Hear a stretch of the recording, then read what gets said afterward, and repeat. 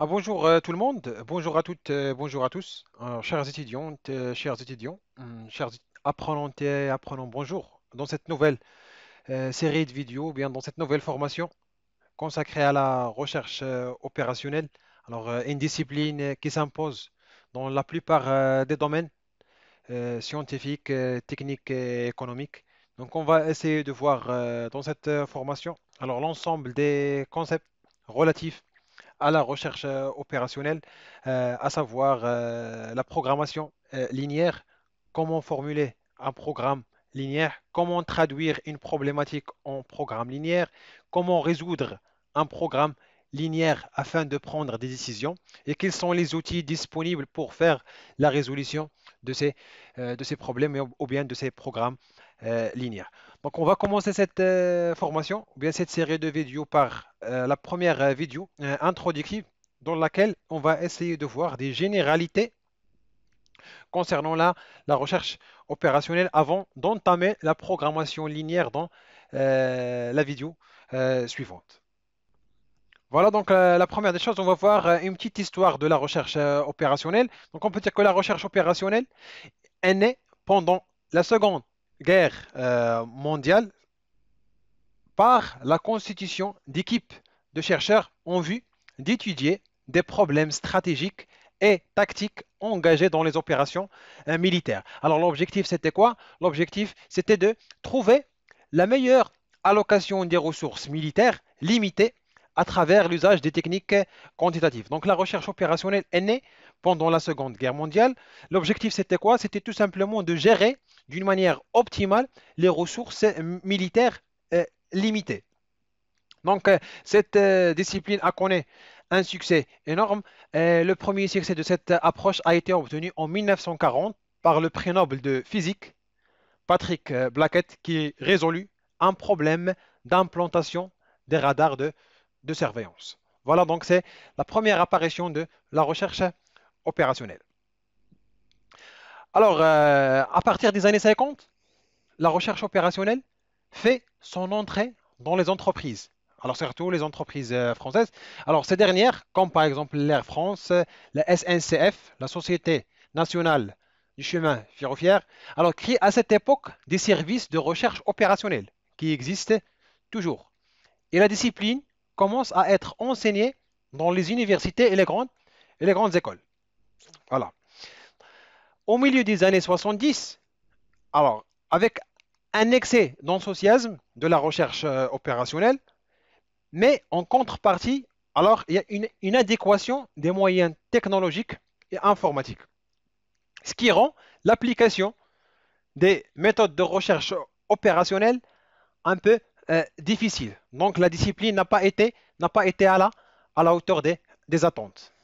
Contrairement aux années 90, on a assisté à un retour en force de la recherche opérationnelle, les outils informatiques étant à la hauteur des méthodes proposées par la recherche opérationnelle, ce qui fait qu'on assiste depuis à une explosion de nombre de logiciels commerciaux et d'applications dans les divers domaines.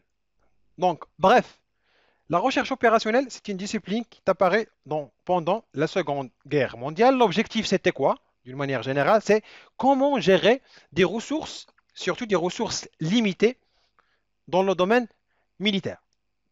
Alors, l'application de ces méthodes de recherche opérationnelle a fait son entrée dans les entreprises et commence à être enseignée dans les universités et les grandes écoles à partir des années 50. Dans les années 70, il y a une inadéquation entre les moyens technologiques et informatiques et la recherche opérationnelle, ce qui implique que la discipline n'a pas bien, n'a pas bien marché. Mais à partir des années 90, on a assisté à de nombreuses applications de la recherche opérationnelle sous forme de logiciels, d'applications dans les divers domaines d'activité. Alors, pour présenter la recherche opérationnelle, on peut dire que la recherche opérationnelle est la discipline des mathématiques appliquées qui traite des cas d'utilisation optimale des ressources. On a des ressources à utiliser. Alors, l'objectif de la recherche opérationnelle, c'est comment utiliser ces ressources d'une manière optimale. Alors, depuis une dizaine d'années, le champ d'application de la recherche opérationnelle s'est élargi à des domaines comme l'économie, la finance, marketing, la planification, l'entreprise, etc. Et plus récemment, la recherche opérationnelle a été utilisée pour la gestion des systèmes de santé, d'éducation et pour la résolution de problèmes environnementaux et d'autres domaines d'intérêt public. On peut dire que la recherche opérationnelle s'impose dans les différents secteurs d'activité.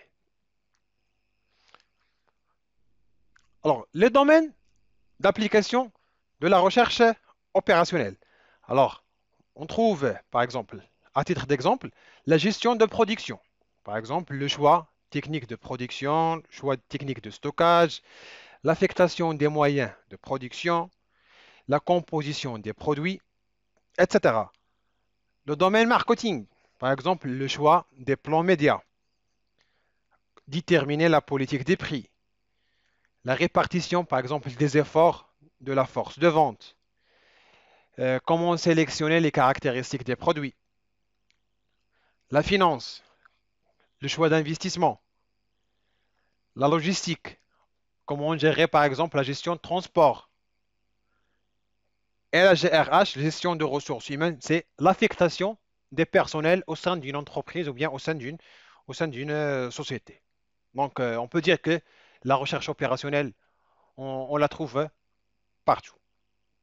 Maintenant, si on parle de la nomenclature de la recherche opérationnelle, donc on constate, d'après ces deux mots, recherche opérationnelle, donc on va se focaliser sur le premier terme, recherche, toujours en référence avec une approche scientifique. Donc on peut dire que la recherche, c'est quoi? C'est se compose d'un ensemble de stades. La première, ou bien le premier stade, c'est l'analyse des besoins. C'est collecter les données. Après, on va construire un modèle mathématique, qu'on va résoudre par la suite et valider comme dernière étape afin de l'ajuster s'il y a des ajustements à faire. Alors, concernant le terme opérationnel, alors ça vient du terme opération.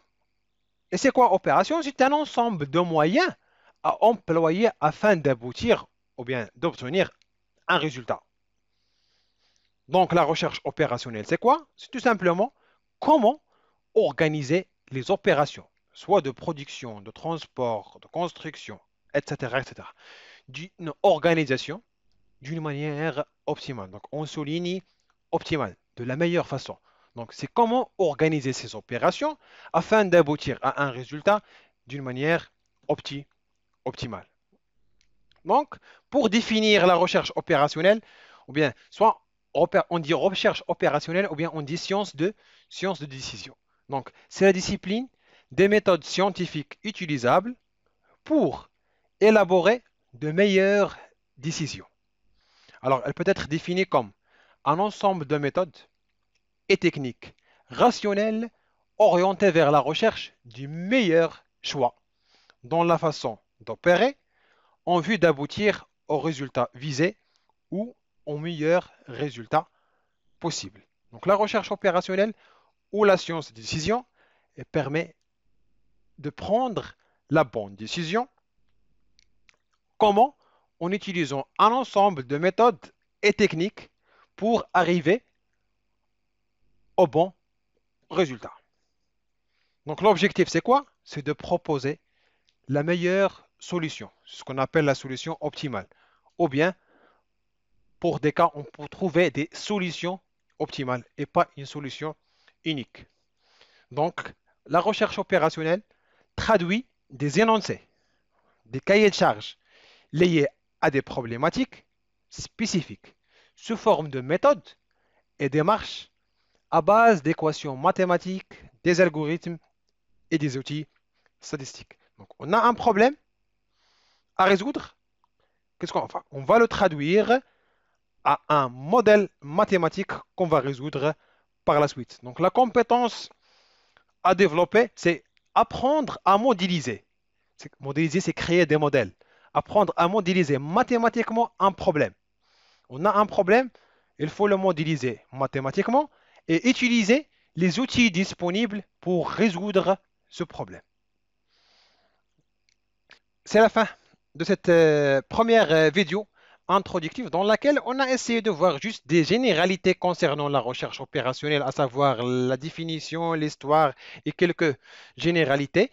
Donc, je vous donne rendez-vous à la vidéo suivante dans laquelle on va entamer la programmation linéaire et comment formuler un programme linéaire, c'est-à-dire comment traduire un problème ou bien une problématique en modèle mathématique à résoudre. Donc, bon courage, bon apprentissage et à la prochaine.